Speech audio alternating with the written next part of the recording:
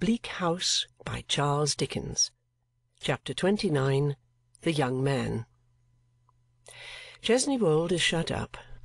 Carpets are rolled into great scrolls in corners of comfortless rooms. Bright damask does penance in brown holland.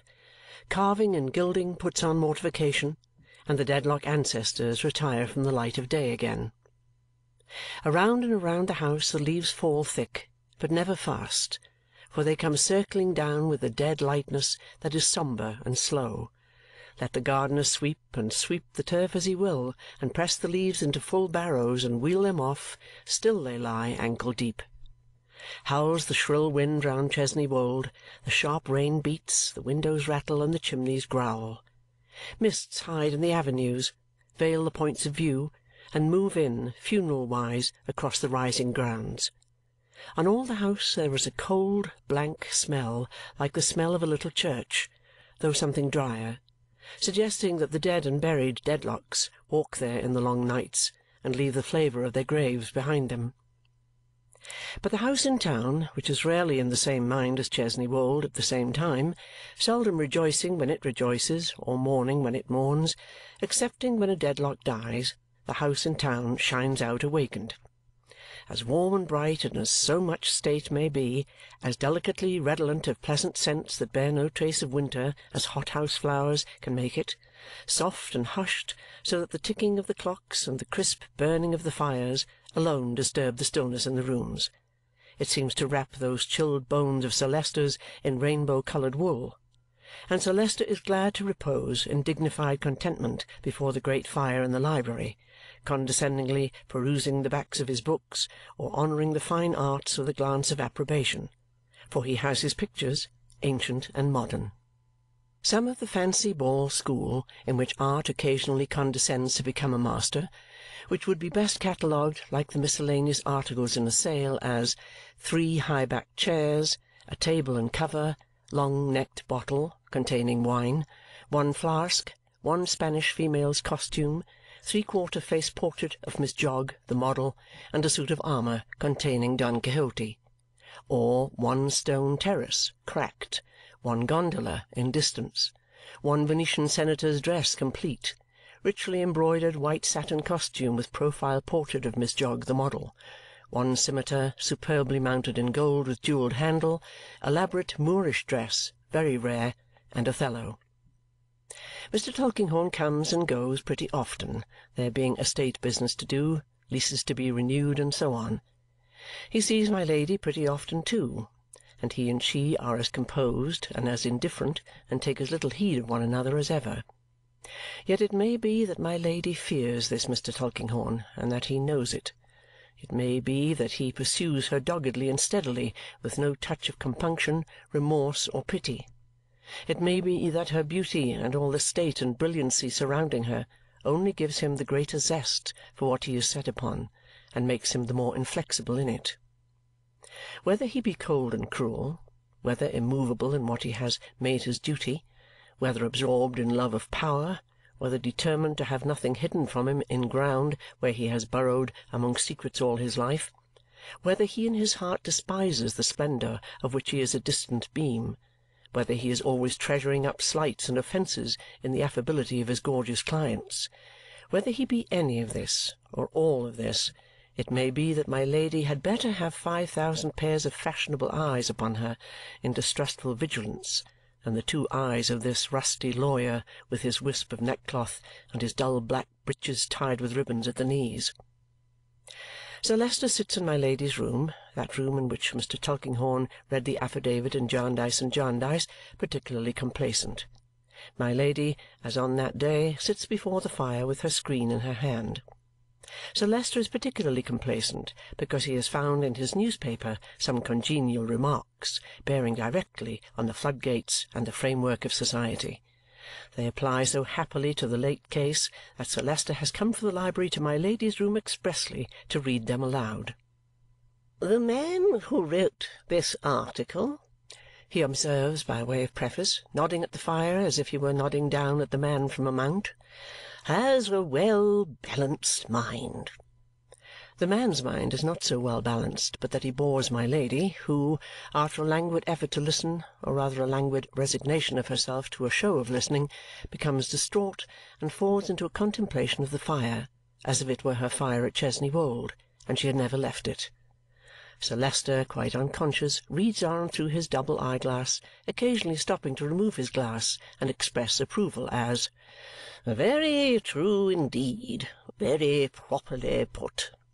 I have frequently made the same remark myself," invariably losing his place after each observation and going up and down the column to find it again. Sir Leicester is reading with infinite gravity and state when the door opens and the Mercury in powder makes this strange announcement. "The young man, my Lady, of the name of Guppy." Sir Leicester pauses, stares, repeats in a killing voice, "The young man of the name of Guppy?" Looking round, he beholds the young man of the name of Guppy, much discomfited and not presenting a very impressive letter of introduction in his manner and appearance. "Pray," says Sir Leicester to Mercury, "what do you mean by announcing with this abruptness a young man of the name of Guppy?" "I beg your pardon, Sir Leicester, but my Lady said she would see the young man whenever he called. I was not aware that you were here, Sir Leicester." With this apology, Mercury directs a scornful and indignant look at the young man of the name of Guppy, which plainly says, "What do you come calling here for and getting me into a row?" "It's quite right. I gave him those directions," says my Lady. "Let the young man wait." "By no means, my Lady. Since he has your orders to come, I will not interrupt you." Sir Leicester in his gallantry retires, rather declining to accept a bow from the young man as he goes out, and majestically supposing him to be some shoemaker of intrusive appearance. Lady Dedlock looks imperiously at her visitor when the servant has left the room. Casting her eyes over him from head to foot, she suffers him to stand by the door and asks him what he wants. "That your ladyship would have the kindness to oblige me with a little conversation," returns Mr. Guppy, embarrassed. "You are, of course, the person who has written me so many letters?" "Several, your ladyship. Several, before your ladyship condescended to favour me with an answer." "And could you not take the same means of rendering a conversation unnecessary? Can you not still?" Mr. Guppy screws his mouth into a silent no and shakes his head. "You have been strangely importunate. If it should appear, after all, that what you have to say does not concern me, I don't know how it can, and don't expect that it will, you will allow me to cut you short with but little ceremony. Say what you have to say, if you please." My Lady, with a careless toss of her screen, turns herself towards the fire again, sitting almost with her back to the young man of the name of Guppy. "With your ladyship's permission, then," says the young man, "I will now enter on my business. I am, as I told your ladyship in my first letter, in the law. Being in the law, I have learnt the habit of not committing myself in writing, and therefore I did not mention to your ladyship the name of the firm with which I am connected and in which my standing, and I may add income, is tolerably good. I may now state to your ladyship in confidence that the name of that firm is Kenge and Carboy of Lincoln's Inn, which may not be altogether unknown to your ladyship in connexion with the case in Chancery of Jarndyce and Jarndyce." My Lady's figure begins to be expressive of some attention.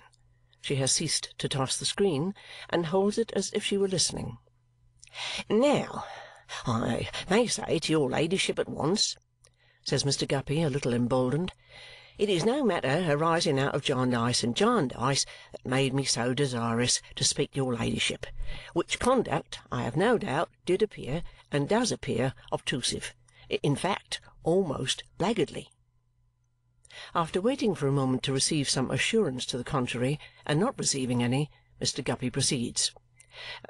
If it had been Jarndyce and Jarndyce, I should have gone at once to your ladyship's solicitor, Mr. Tulkinghorn of the Fields. I have the pleasure of being acquainted with Mr. Tulkinghorn. At least we move when we meet one another, and if it had been any business of that sort, I should have gone to him." My Lady turns a little round and says, "You had better sit down." "Thank you, your ladyship." Mr. Guppy does so. "Now, your ladyship," Mr. Guppy refers to a little slip of paper on which he has made small notes of his line of argument, and which seems to involve him in the densest obscurity whenever he looks at it. I place myself entirely in your ladyship's hands. If your ladyship was to make any complaint to Kenge and Carboy or to Mr. Tulkinghorn of the present visit, I should be placed in a very disagreeable situation. That I openly admit. Consequently, I rely upon your ladyship's honour." My Lady, with a disdainful gesture of the hand that holds the screen, assures him of his being worth no complaint from her. "Thank you, your ladyship," says Mr. Guppy. "Quite satisfactory. Now, dash it, the fact is that I put down a head or two here of the order of the points I thought of touching upon, and they're written short, and I can't quite make out what they mean. If your ladyship will excuse me taking it to the window half a moment, Mr. Guppy, going to the window, tumbles into a pair of lovebirds, to whom he says in his confusion, "I beg your pardon, I'm sure." This does not tend to the greater legibility of his notes. He murmurs, growing warm and red and holding the slip of paper now close to his eyes, now a long way off, "C.S. What's C.S. for? Oh, C.S. Oh, I know. Yes, to be sure." And comes back enlightened. "I'm not aware," says Mr. Guppy, standing midway between my Lady and his chair, "whether your ladyship ever happened to hear of, or to see, a young lady of the name of Miss Esther Summerson." My Lady's eyes look at him full. "I saw a young lady of that name not long ago, this past autumn." "Now, did it strike your ladyship that she was like anybody?" asked Mr. Guppy, crossing his arms, holding his head on one side, and scratching the corner of his mouth with his memoranda. My Lady removes her eyes from him no more. "No." "Not like your ladyship's family?"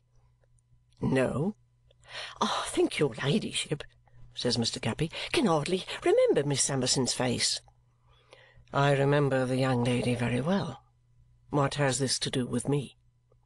"Your ladyship, I do assure you that having Miss Summerson's image imprinted on me heart, which I mention in confidence, I found when I had the honour of going over your ladyship's mansion of Chesney Wold while on a short out in the country of Lincolnshire with a friend, such a resemblance between Miss Esther Summerson and your ladyship's own portrait that it completely knocked me over.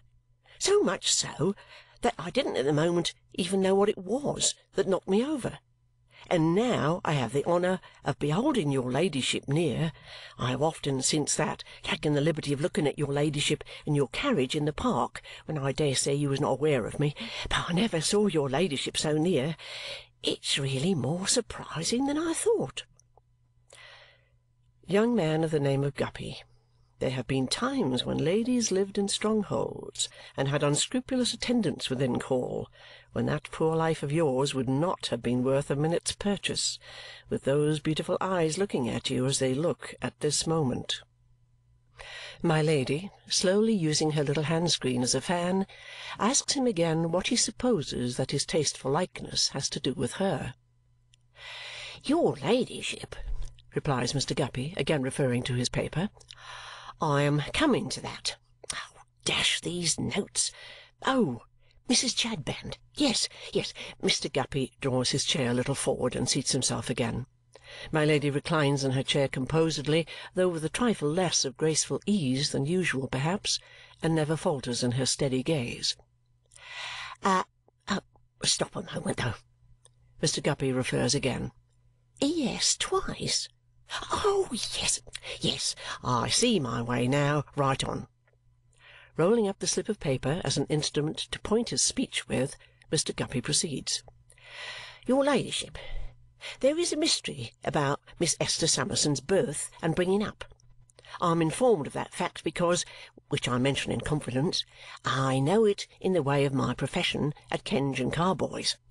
Now, as I have already mentioned to your ladyship, Miss Summerson's image is imprinted on my heart. If I could clear this mystery for her, or prove her to be well related, or find that having the honour to be a remote branch of your ladyship's family, she had a right to be made a party in Jarndyce and Jarndyce, why, I might make a sort of a claim upon Miss Summerson to look with an eye of more dedicated favour on my proposals than she has exactly done as yet. In fact, as yet she hasn't favoured them at all. A kind of angry smile just dawns upon my lady's face. Now, it's a very singular circumstance, your ladyship, says Mr. Guppy, though one of those circumstances that do fall in the way of us professional men, which I may call myself, for though not admitted, yet I have had a present of my articles made to me by Kenge and Carboy, on my mother's advancing from the principal of her little income the money for the stamp, which comes heavy, that I have encountered the person who lived as servant with the lady who brought Miss Summerson up before Mr. Jarndyce took charge of her. That lady was a Miss Barbary, your ladyship. Is the dead colour on my lady's face reflected from the screen, which has a green silk ground and which she holds in her raised hand as if she had forgotten it, or is it a dreadful paleness that has fallen on her? Did your ladyship, says Mr. Guppy, ever happen to hear of Miss Barbary? I don't know. I think so. Yes. Was Miss Barbary at all connected with your ladyship's family? My lady's lips move, but they utter nothing. She shakes her head. Not connected, says Mr. Guppy. Oh, not to your ladyship's knowledge, perhaps? Ah, but might be. Yes? After each of these interrogatories, she has inclined her head. Very good. Now, this Miss Barbary was extremely close. Seems to have been extraordinarily close for a female, females being generally, in common life at least, rather given to conversation, and my witness never had an idea whether she possessed a single relative. On one occasion, and only one, she seems to have been confidential to my witness on a single point, and she then told her that the little girl's real name was not Esther Summerson, but Esther Hawdon. My God! Mr. Guppy stares. Lady Dedlock sits before him, looking him through, with the same dark shade upon her face, in the same attitude even to the holding of the screen, with her lips a little apart, her brow a little contracted, but for the moment dead. He sees her consciousness return, sees a tremor pass across her frame like a ripple over water, sees her lips shake, sees her compose them by a great effort, sees her force herself back to the knowledge of his presence and of what he has said. All this so quickly that her exclamation and her dead condition seem to have passed away like the features of those long-preserved dead bodies sometimes opened up in tombs, which, struck by the air like lightning, vanish in a breath. Your ladyship is acquainted with the name of Hawdon? I have heard it before. Name of any collateral or remote branch of your ladyship's family? No. Now, your ladyship, says Mr. Guppy, I come to the last point of the case, so far as I have got it up. It's going on, and I shall gather it up closer and closer as it goes on. Your ladyship must know, if your ladyship don't happen by any chance to know already, that there was found dead at the house of a person named Krook, near Chancery Lane, some time ago, a law-writer in great distress, upon which law-writer there was an inquest, and which law-writer was an anonymous character, his name being unknown. But, your ladyship, I have discovered very lately that that law-writer's name was Hawdon. And what is that to me? Ah, your ladyship, that's the question. Now, your ladyship, a queer thing happened after that man's death. A lady started up, a disguised lady, your ladyship, who went to look at the scene of action and went to look at his grave, She hired a crossing-sweeping boy to show it her. If your ladyship would wish to have the boy produced in corroboration of this statement, I can lay my hand upon him at any time." The wretched boy is nothing to my Lady, and she does not wish to have him produced. "Oh, I assure your ladyship it's a very queer start indeed," says Mr. Guppy. "If you was to hear him tell about the rings that sparkled on her fingers when she took her glove off, you'd think it quite romantic." There are diamonds glittering on the hand that holds the screen. My Lady trifles with the screen and makes them glitter more, again with that expression which in other times might have been so dangerous to the young man of the name of Guppy. "It was supposed, your ladyship, that he left no rag or scrap behind him by which he could be possibly identified. But he did. He left a bundle of old letters." The screen still goes as before. All this time her eyes never once release him. "They were taken and secreted, and to-morrow night, your ladyship, they will come into my possession." "Still, I ask you, what is this to me?" "Your ladyship, I conclude with that." Mr. Guppy rises. "If you think this enough in this chain of circumstances put together, in the undoubted strong likeness of this young lady to your ladyship, which is a positive fact for a jury, in her having been brought up by Miss Barbary, in Miss Barbary stating Miss Summerson's real name to be Hawdon, in your ladyship's knowing both these names very well, and in Hawdon's dying as he did, to give your ladyship a family interest in going further into the case, I will bring these papers here. I don't know what they are, except that they are old letters. I've never had 'em in my possession yet. I will bring those papers here as soon as I can get 'em and go over them for the first time with your ladyship. I've told your ladyship my object. I have told your ladyship that I should be placed in a very disagreeable situation if any complaint was made, and all is in strict confidence." Is this the full purpose of the young man of the name of Guppy, or has he any other? Do his words disclose the length, breadth, depth of his object and suspicion in coming here, or if not, what do they hide? He is a match for my Lady there. She may look at him, but he can look at the table and keep that witness-box face of his from telling anything. "You may bring the letters," says my Lady, "if you choose." "Your ladyship is not very encouraging, upon my word and honour," says Mr. Guppy, a little injured. "You may bring the letters," she repeats in the same tone, "if you please." "It shall be done. I wish your ladyship good day." On a table near her is a rich bauble of a casket, barred and clasped like an old strong chest. She, looking at him still, takes it to her and unlocks it. "Oh, I assure your ladyship I am not actuated by any motives of that sort," says Mr. Guppy, "and I couldn't accept anything of that kind. I wish your ladyship good day, and am much obliged to you all the same." So the young man makes his bow and goes downstairs, where the supercilious Mercury does not consider himself called upon to leave his Olympus by the hall fire to let the young man out. As Sir Leicester basks in his library and dozes over his newspaper, is there no influence in the house to startle him, not to say to make the very trees at Chesney Wold fling up their knotted arms, the very portraits frown, the very armour stir? No. Words, sobs, and cries are but air, and air is so shut in and shut out throughout the house and town that sounds need to be uttered, trumpet-tongued indeed, by my Lady in her chamber to carry any faint vibration to Sir Leicester's ears. And yet this cry is in the house, going upward from a wild figure on its knees. "Oh, my child, my child!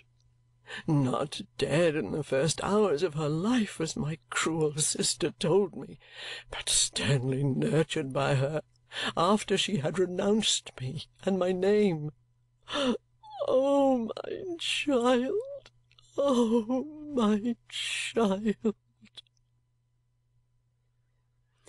End of chapter 29.